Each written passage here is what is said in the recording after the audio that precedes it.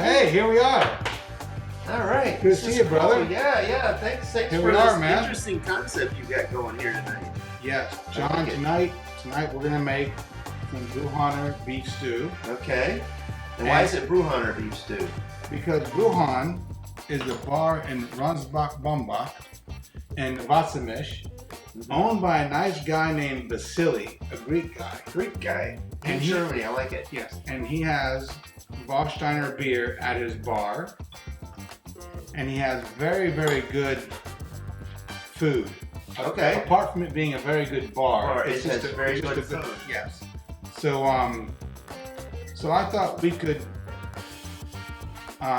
Do a little tribute to that. yes, Because you got the Buchhöhner. the Buchhöhner beer, Yeah, right? That's right. With this here for our friend Vasily, who has.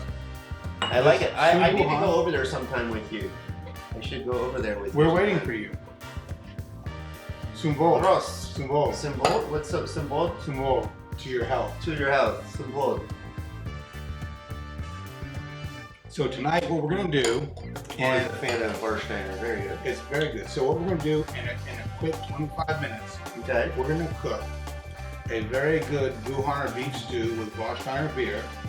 All All right. right, with this really cool pressure cooker, which is from Germany. It's from a company called Fissler. Hey, why don't you point out the kettle to them? Ah, okay, yeah. So this is the kettle right here, and then we're gonna put the food in here, and then we're gonna cook it. But we're gonna talk about that later. Cool. Yeah, we're gonna talk about it later. Yeah, All good. right. So great. So then what we're gonna do first, what we're gonna do to start this, Okay. This is gonna be a quick video Great. with lots Perfect. of fun. First, let's have a drink. Have a drink. Okay, so what we're gonna do is the first thing we're gonna do is we're gonna light this bad boy on fire. Okay. And we don't mess around here. We got gas. We're cooking with gas. We're doing gas. So Cooking with gas. light on fire, okay? And then this here, Mm-hmm. right? Perfect. Here, Yep. put a bit of olive oil Little in there. olive oil. You're gonna Right. brown the beef here. Yeah. What kind of beef are we using here? It's actually a very nice beef. It's called bone rib. Oh yeah. I know what you're talking about. The bone rib one, right? Yes, right. The Whatever it is, bone yes. rib. I know what it is. It'll come to me. Yeah. You keep explaining the. So when cooking we here. talk, just do camera one when we talk, right? That's right. Okay. Right. Yeah. There you go. Yeah. So when we're talking camera one, and then when I'm Right. Well, I'm camera just trying to two. remember what it is. It's with the beef rib thing. Yeah, it's this Something rib. Yeah, but it's Short rib. Short ribs, exactly. Yeah, Yeah, short it's very expensive. It's $12.99 a pound. Yeah, that's good stuff. And it has some fat on here, as you can see. Right. It's got some Gonna get fat, a lot of flavor right there. so it should have some flavor. That's what I'm Absolutely. thinking. Okay, so this is heating up. This is getting hot. Yep. So then what I'm going to do is I'm going to go ahead and just get a nice. I like to use this old wooden spatula here. Mm-hmm. Okay, and just put this in here. Perfect for stirring things up. Wood's great for that. Yeah. So you hear it making noise, right? Mhm. You hear it Yep. Sizzling up. simmering, right? It's sizzling, right? That's right. So what I do is I just put a little bit of kosher salt in here. Right. Kosher salt. Better salt, kosher's the best. Has more Right, surface kosher area. salt. And then some pepper. Keep it real. It's like Cooking Channel. It's like a cooking channel. Or Food Network. We might be up to Food Network level here. This is some high. This is high quality production here. They're gonna pick us up. That's right. Buchhöhner cooking. That's right. So this here is gonna brown. Mm-hmm. Right. Now next time we're gonna have a camera right over it so we can see it browning. Yeah. Oh, can you not see it? Oh, it's just too bright. Yeah, you can kind of Just- see what's just going too on. bright. You can hear it. You can hear it. Yeah, there you go. Now you can see it Can you better. see it now? Yeah, you can see it So better. now, some garlic. Mm-hmm. Right, some garlic in there. Perfect. Can you see it better? Yes, you can. Okay. Our little title's sort of over it, but you can actually see the beef. Here. Watch this. There you go. Perfect. Does that Tilt help? it down just a smidge. Let's see what we got here. Tilt it down just a smidge and we'll have it. There you go. Perfect. You got it. All right. All right. Now we can see the browning. Okay, good. All right, good. The steam. Perfect. Now we're Food Network level. Now we're going to brown it. And then now what we're going to do, we're going to add our onions. We're putting our aromatics in, as we call it, right? Yeah. And I don't think you can add enough onions. I would agree with that. Because it renders down. When you cook onions, they render down and the flavor softens. Right. You just can't. Love it. Love it. Onions here. It's just going to render down.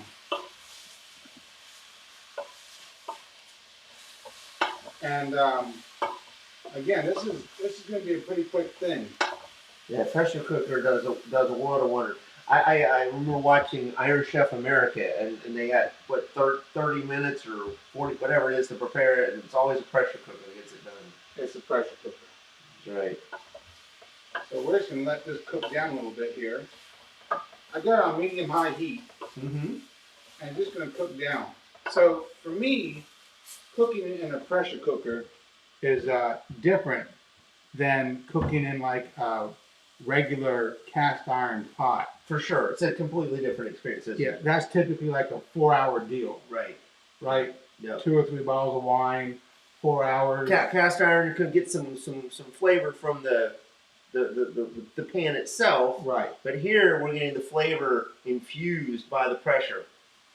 Right? Exactly. So it's like you're cooking, instead of 20 to 25 minutes, it's like you're cooking for 2 or 3 hours because of the pressure that's infused into it. Yes. But here's the difference. Watch this. Uh-huh. With a pressure cooker, the liquids don't evaporate. They don't evaporate. It doesn't render down. Right. So it's much more moist. You don't have to keep adding fluid. Right. So you don't have to put a lot of fluid in. Right. I prefer traditional cooking. Mm-hmm. That's just my preference. Traditional cooking.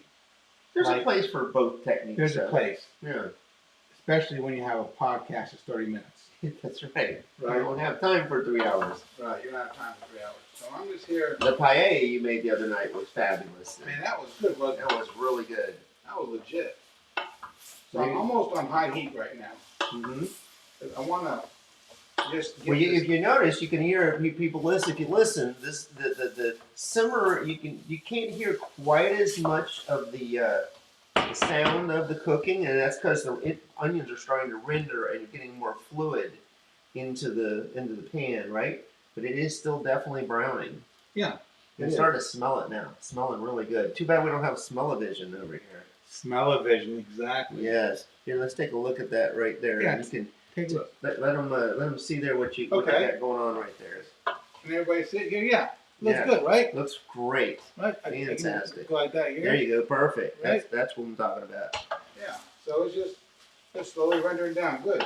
Looking good. So John, this is at what point do you think you're gonna put the last bit of the aromatics will be the celery? Mm-hmm. How long do you like to let the onions and the garlic settle down before you put the celery in? Are you gonna put the celery in about when you do the rest of it? I'm gonna put the celery in probably about 2 or 3 minutes. Okay. Let that render down a little bit A more. little bit, right? And then add everything Celery else. is such a key flavor people don't think about, isn't it? You said the word key. I'm gonna go for it. Let's do You it. got me nervous. Let's do it. All right. Let's do it. Here we go. There you go. That's it right there. It is. The mirepoix, essentially, it's the German mirepoix. We're doing garlic instead of peppers. You call it mirepoix? Yeah, well, in French cooking, you have celery, onions, and peppers. We're doing a German version here. Garlic, celery, and This onions. is a Buchhöhner beef stew. And so I not only know that from watching our, Food Network. by the way, so I have something interesting to talk about. Okay. So this company. Yes, this is big news with John and Greg, right? This is very big news with John and Greg. So then, this company who makes this is called Fissler. Uh-huh. Fissler. Fissler. Okay. They are a 175-year-old company From It's Germany. a German company, right? Yes. And they actually make them in Germany. Yes. They do. I'm So familiar you with watch. them. So I'm familiar with them. how do you know about them? Just because, like, my hobby about just learning about where things are made, I will be researching things looking for American made. Right. But I run across, and the European companies, these older companies, they tend to be loyal to producing the products in their home country more so than a lot of American companies. You've also got, when you're talking cast iron, like enamel cast iron, there's one that I cannot think of right now, and the two French ones, but there's a good German cast iron, enamel cast iron. Here we go. We got a German ceramics. So there's actually something I want to ask you about. Okay. So then this here is called a Romertopf. Okay. Yes. This is made. I remember you making some fantastic food. Exactly. This Yes. this is real. Authentic German.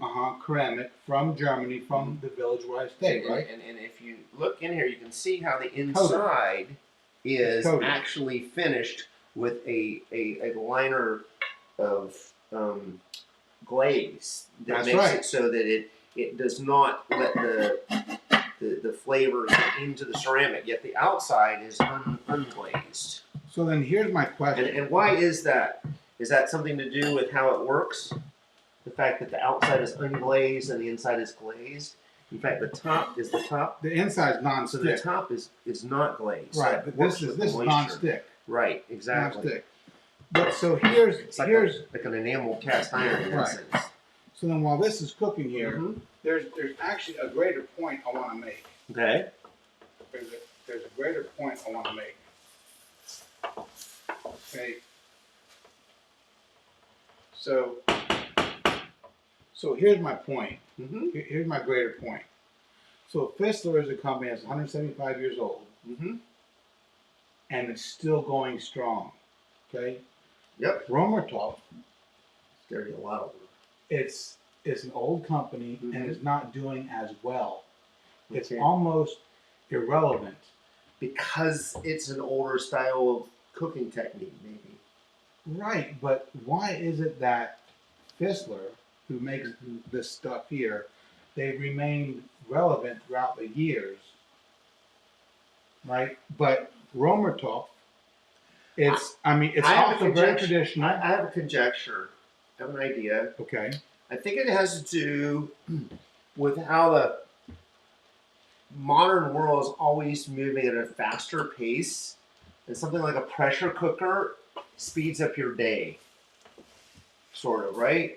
You know, and also like a stainless steel type of cooking vessel is a little bit more, it's not one of these things that almost anybody can kind of grasp. Right. Whereas something like this, which is very traditional, generally it's got to be a special occasion, probably, to want to use it. Yes, I think that's the issue, right? So more often, this is purchased as a gift for somebody. That is purchased. I need the thing. Yes. If you want to That's make my goulash, guess. That's my guess. goulash in 30 minutes, Yeah. you can do it. That's my guess. The modern world, everything's at a fast pace. Why does everybody out so much? Because they're busy. All right. So then here's my ultimate question. Okay. How does a company like Romertopf stay relevant? I will say that there is a trend towards people appreciating older things, traditional ways of doing things, because things have gotten so fast paced, I believe.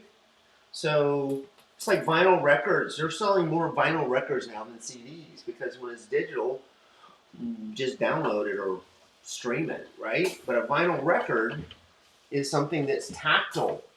And you know, here's the thing. I would say vinyl used to sound better than digital. Really good digital sounds pretty close to good vinyl now. But there's something about that interaction with the actual unit. So I feel that it's like the idea of fast food. There was this guy from Italy that termed traditional cooking and everything slow food. So he created the slow food movement. Oh. Yes, this is 20, 30 years old, but it's still going on. And the idea is where farm to table and things like that came from, right?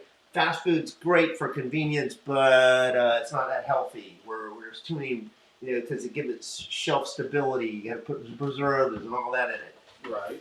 Cooking fresh is just a better way to eat. And so, that's sort of the thing. And even though you have a fast cooking technique, what you're doing right there really shows what's, even though this is fairly simple for home cooking, it's certainly not anything like, just taking something out of the freezer, right? Right. So, but the results are so much better, right? So this is here. I think this is pretty much brown. That's looking good. What's your opinion? It's looking good. I'm looking at it. I'd say it's looking good. Smells good. Right. Yeah, I'd say that's looking good. I think you can go ahead and seal it up. You got some browning there around the edge. You're gonna get. The other thing here is when you do finally do that, you're gonna get some flavor from the browning that's gone up into the pan. So now what I'm doing is I'm adding some whole peeled tomatoes, and I'm just cutting them up inside of the can. In the can, I got you. Make it easier.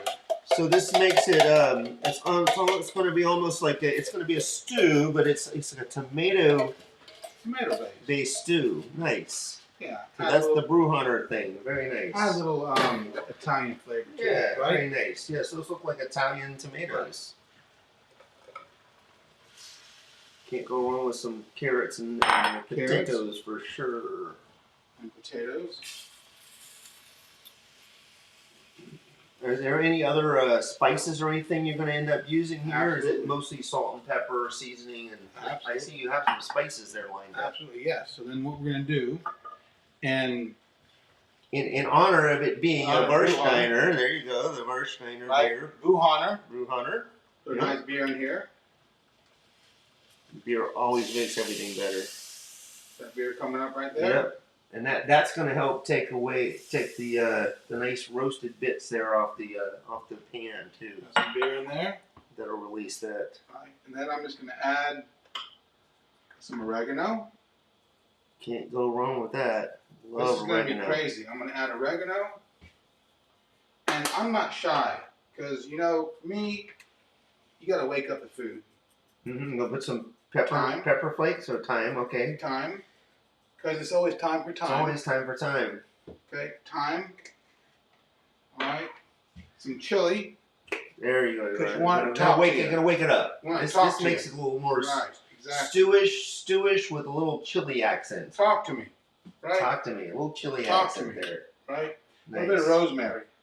Oh, I love rosemary. I once met a girl named Rosemary. Oh, yeah? Oh, my gosh. She had to be wonderful. Oh, man. I love rosemary. She was fantastic. So now we can almost do if you have some sage, we could do parsley. We could do like a Simon and Garfunkel thing, like parsley, rosemary, something in thyme. Whatever. What was that song? Parsley, sage, rosemary, and thyme. So now I just want to show you something here on here. So, right. So on here. That's the pressure part. Right. So here you've got.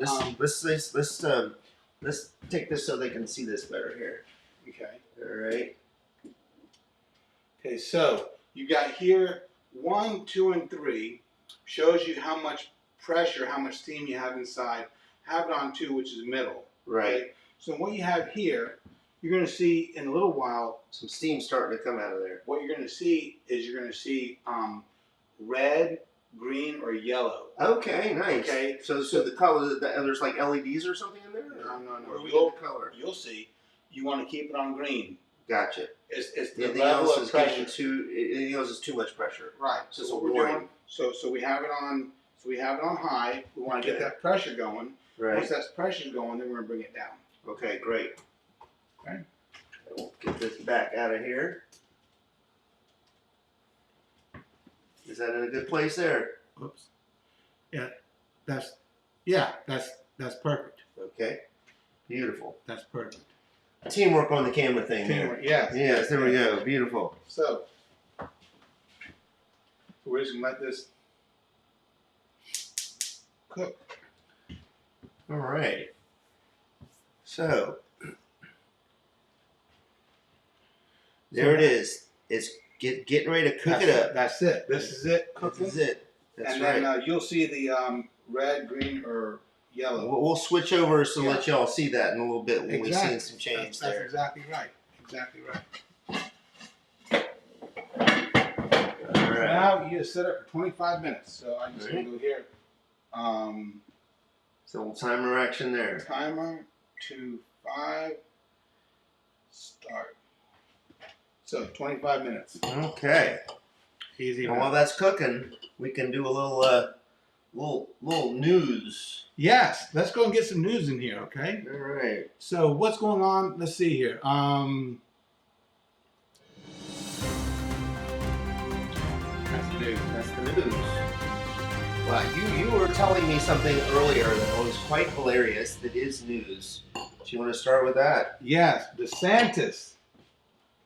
Mr. Ron. Ron DeSantis. Captain Ron. Captain Ron. Street says he's wearing lifts. That is so funny to me. He's my height. Why does he need lifts? Because he's going against the orange man, I guess. Also, a sheriff in a county in Florida said he was a schoolhouse bully. That does not surprise me one bit. He's always come across as a bully to me. That's my problem with him. Yes. I policy-wise, I don't love him, but I'm okay with some of the policy stuff. It's the bullying. Did you see the way he treated those college students at University of Florida when it was a masking thing? Like he's Mr. We don't need masks. These college students are doing their masking. And this is when that was a thing, right? And he's harassing them. He's just a bully. He's a bully. Which Donald Trump's a bully too. So I can see why one might be attracted to the other, but Donald really just cares about Donald. So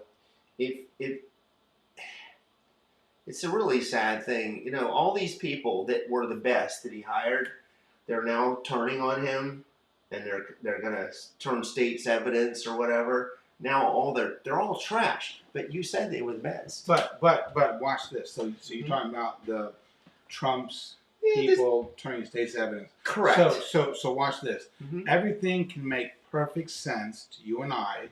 Okay. Mm-hmm.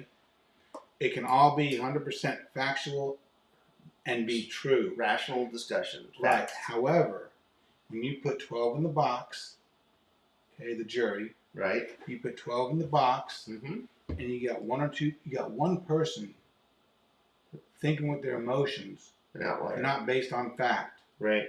None of it matters. True in a criminal case. The one in New York, because it's in any case, criminal, civil, if you got a person that's not that says, you know what, I love Trump, I'm going to save him. My understanding is that so in a civil case, you can have a jury that's not 100%. You just need a majority. In a criminal case, you do have to have, you have to have 100% agreement, which is why you'll have a hung jury, and then you might get a new jury. Because the people that are disagreeing with this one trying to save Trump, they're not going to agree to let him go or whatever, find him innocent or something. So you have a hung jury, so they have to reseat the jury and basically do it again. So then here's another thought I've had about Trump and this whole thing. Right. So say, for example, he's found guilty, straight up found guilty. Right. On all 4 cases, mm-hmm. federal and state. Right. He's found guilty, 100%. Right. I mean, there's a good chance of that. What can happen to him? He's not going to jail. No. So he has a lifetime. He has lifetime protection. Jail-free card. Yeah, from he has lifetime protection from the Secret Service. So he had nothing to lose. He's going to get. He at worst he'd get an ankle thing. Exactly. Exactly. Yeah. You can't leave Mar-a-Lago unless we know, but they know anyways because they go with him everywhere. Right. So, yeah, he's not going to prison. So he doesn't have the same risk you and I would have. No, or we did crazy shit. Or, and this is the other thing, like what's happening down in Atlanta is this is why his attorneys are doing pleas, because they could go to prison. Exactly. And they don't have millions of dollars for the. They don't have millions of dollars, and they also are not an ex-president that has a lifetime protection from the Secret Service. Reality sink in. Reality, right? So here's the other weird thing. So let's say, oh, they can see me good enough. You're more important. You're the producer. You're the cook. You're the chef. I kind of like being over. You're 75% of the show. That's my shirts. Yeah, they're exciting shirts. So, you know, I would say that it's such a weird thing. So let's say he's convicted of all these things. How many of... So he has this... I'm looking up in the sky because I'm thinking like conceptually, right? He has this 33, 35% of the Republican vote. It's just all in. No matter what happens. No matter what. What happens. That's not enough to get him back in the White House. He could kill a nun. Yes. And they still vote for him. Yeah, so like he said in the first thing, he could kill somebody on Fifth Avenue, and they wouldn't care. He was right. He was right. He was right. That group. Now, to win the presidency again, though, he has to maintain regular, traditional Republicans, which there are many that don't like the current administration's policies. But politics have gotten away from policy so much. I mean, like the new speaker, he's this nice-sounding lawyer guy, but he's actually more truly conservative than Trump has ever been. I mean, he's a literalist with the Bible. So he was explaining, you want to understand my view on this? Read the Bible, he says. About Johnson, yeah. Oh, yeah. This man is yes, literally, you talk about the Second Amendment, right, for people with the right to bear arms. We also have freedom from religion in government. This guy will put religion all in. It's one and the same, which is the reason the Founding Fathers decided to separate church and state. So this guy's dangerous because he's so calm and quiet, and he's not loud like a Jordan and in your face like a Marjorie Taylor Greene or anything. This guy's really kind of dangerous, which is why I think he got the votes all the Republicans could. But this bill that they passed to support, Israel, it's going nowhere because the Senate is rational. I'm not saying they're great, but they're rational. Not just because it's led by the Democrats and Schumer. There are rational Republicans there. I know that sounds like a hard thing to grasp these days. Both of us have a history of liking Republicans. We were not anti-Republican at all if we go to traditional in policy, like fiscal policy, taxing policy. Even when we were talking about, remember we were talking about Mitt Romney, yeah, had a great interview with the Today Show, right? And he says, "You know what? I'm the last of the good Republicans. I'm a Ronald Reagan guy, He truly is. And these other people." He says it's changed. They're not conservative at all in any way now. They're actually radical. They're as radical as left-wing lefties are. Yes, like the squad.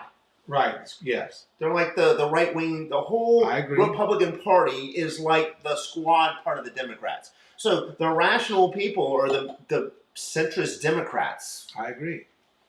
Right, which is where I comes back to what I was talking about, where I think if he's convicted of all those, those traditional Republicans are going to end up voting for Biden probably just because Trump is to be shown what he is, which is a self-centered, egomaniacal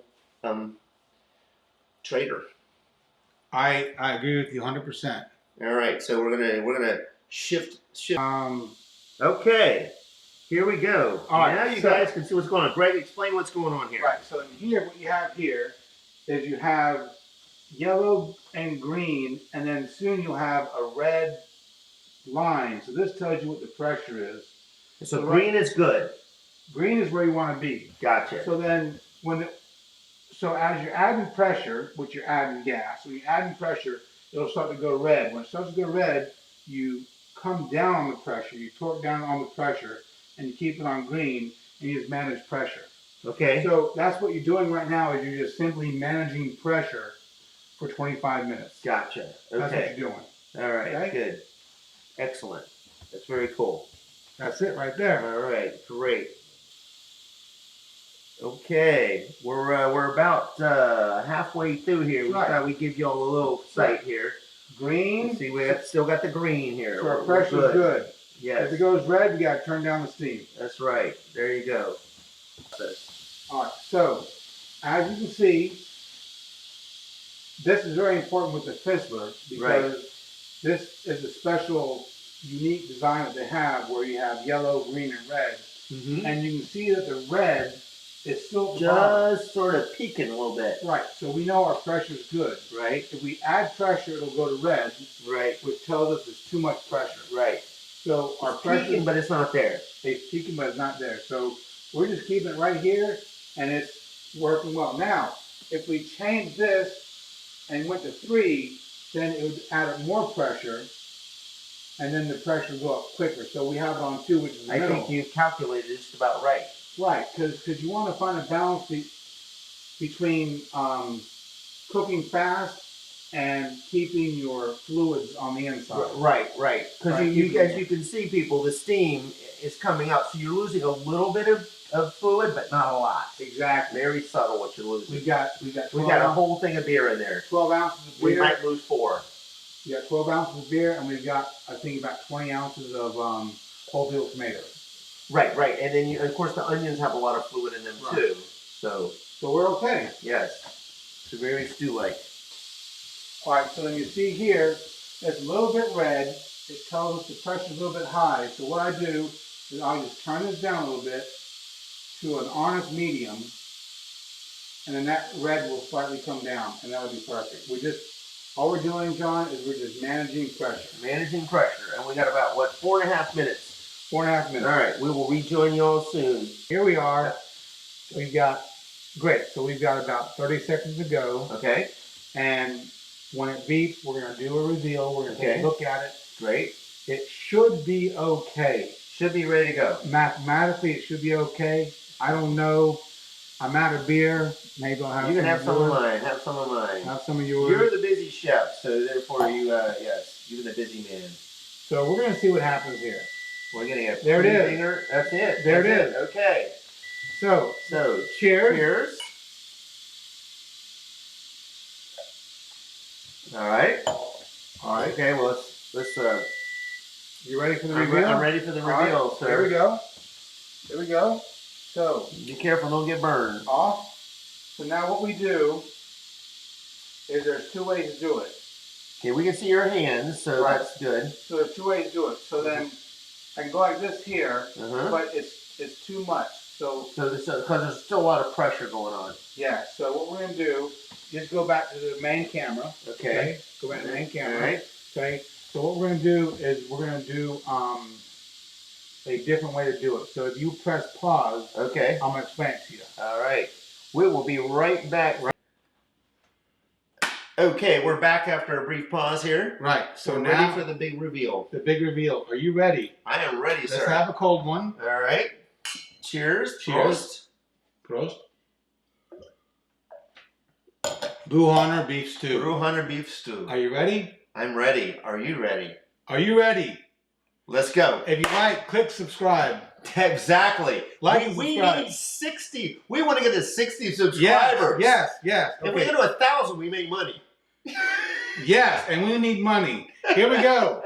Here we go. Here we go. So, press this here. You ready? We're ready. Looking good. Ooh, baby. Looking good. Nice. So, that's what you got. Looks fan-frickin-tastic. This is what you got here. This is here a real beef stew. Look at this. Man, in less than a half hour. Less. Well, about a half hour with all the pre-cooking. That's still 25. amazing. Normally, beef stew is like a 3 to 4 hour thing. Look at this. That looks fabulous. This is for real. And I love how the carrots still look like they have a touch of crunch, but the potatoes are clearly well cooked. Nice. It looks fantastic. All right. So, great. All right. So So we're gonna take a little break here, and then we'll bring back when we're ready to start eating and talk about the news. Perfect. All right, here we go. So we're gonna serve. Here we are. This is the Buchhöhner beef stew, and it is chock full of good, healthy. Looks fantastic. Vegetables. Smells great too. Look at that. Like garlic's coming through and all the herbs. That just looks. That's an honest. That's an honest. That looks so good. Let me get the other one here. Smells delish. Yeah, this is. Again, smell-o-vision. I wish we had smell-o-vision. Smell-o-vision.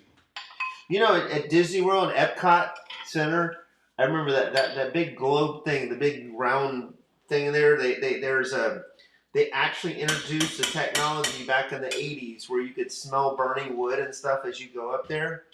It was so cool. All right, fantastic. So here we are. All right, there it is, served up. Here, try it, see how it tastes. Okay. It's gonna be hot. I'm gonna have to blow on it myself. You have a tougher mouth than me. It's legit. Oh yeah. It's legit, right? Oh yeah, that's good. It's legit, right? Oh man, that's good. Oh yeah. Just got a little beefiness to it with all the vegetables come through.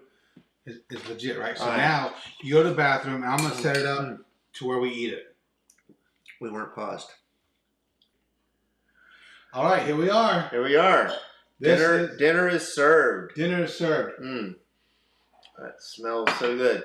Almost, you know, it's interesting. You did not put any in there, but I swear it almost smells like, there's some, I think it's the carrots. Almost like a little bit of cinnamon. I think that must be the carrots. I did smell some, It has a cinnamony quality, but you didn't put any in. No. I hope I didn't. No, you didn't. You didn't. You listed everything you want. Yeah. It could be something that's in the chili mixed with the carrots or something, maybe. That's not so good.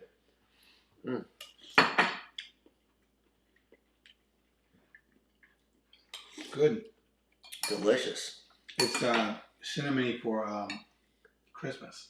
There you go. All right.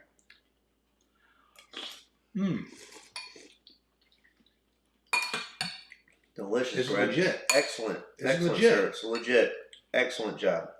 And I think the carrots still have a little bit of texture to them. Yeah. Very nice. Absolutely. It's a 25-minute deal. Amazing. It's good, isn't it? Can't beat it. Have you tried the beef? It's still hot. Have you tried the beef? I have not. It's still hot. I need to blow that a little cooler. Very tasty.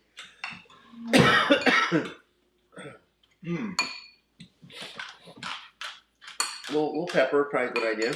Yeah. One thing, I don't think you can hardly ever do too much pepper. Too much salt's easy.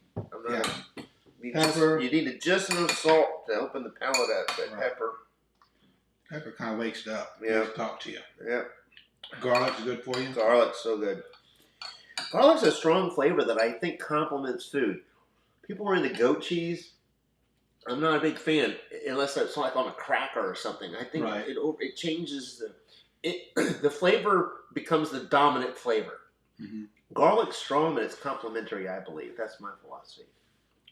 Well, John, hot, isn't it? It was hot. So, do you have